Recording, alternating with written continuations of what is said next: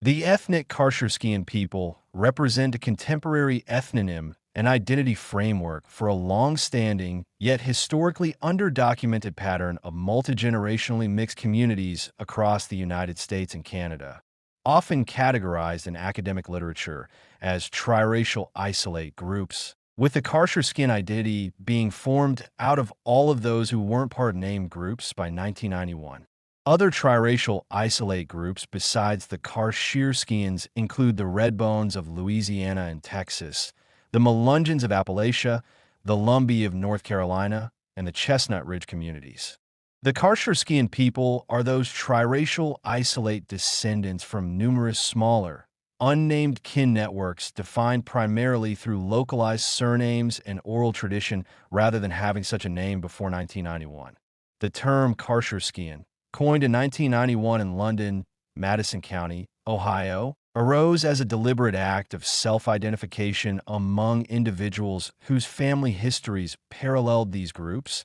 but lacked affiliation with any established name, thereby unifying an identity for the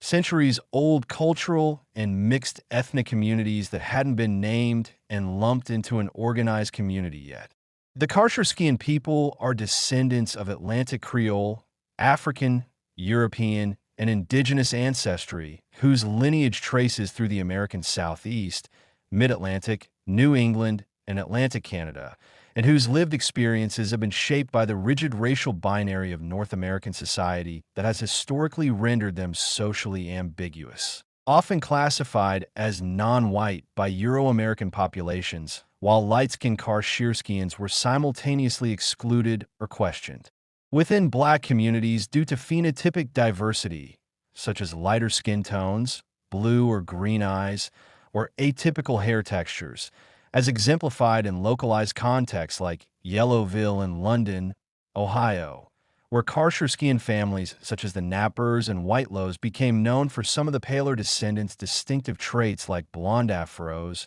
red hair, and freckled complexions, and where community members navigated overlapping yet conflicting racial perceptions that ultimately fostered a distinct cultural synthesis grounded in both Black American and White American traditions, reinforced through kinship, foodways, religious diversity, and shared historical memory. The articulation of Qarsherskiyan identity thus serves both as a cultural preservation strategy and a socio-political response to assimilation pressures, explicitly aiming to prevent the erasure of this heritage within binary racial frameworks, while promoting intra-community cohesion across color lines and countering colorism by affirming a collective identity rooted in shared ancestry and experience rather than appearance alone, a need poignantly reflected in testimonies describing the identity as a refuge for individuals marginalized by all sides of racial categorization.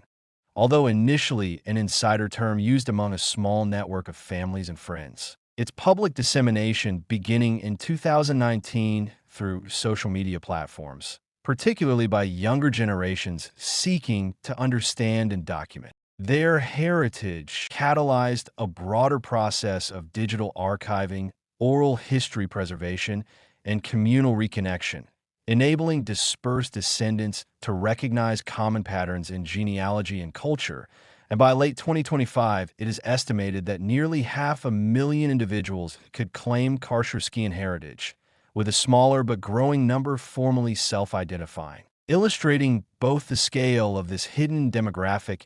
and the early stages of its consolidation into a recognized ethnocultural category, one that remains fluid, voluntary, and rooted in shared historical experience rather than rigid boundaries, embodying a uniquely North American narrative of mixture, marginalization, resilience, and self-definition captured in the recurring assertion among its members that